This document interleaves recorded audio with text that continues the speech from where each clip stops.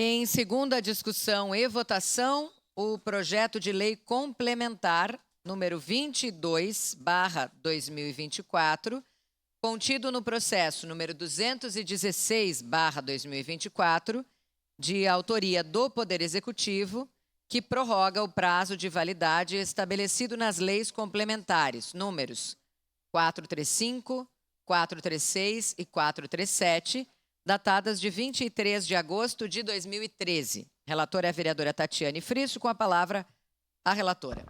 Senhora Presidente, eu peço a dispensa da leitura por já ter sido realizada anteriormente. Dispensa concedida, vereadora Tatiane Frisso.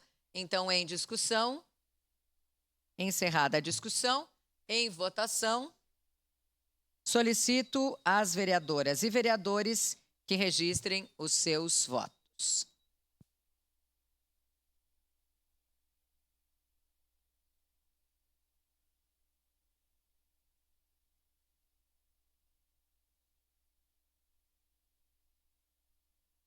Eu voto sim, senhora presidente.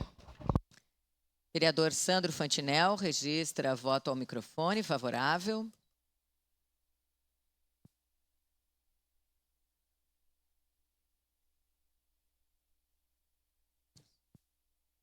Encerrado o registro dos votos, encerrada a votação.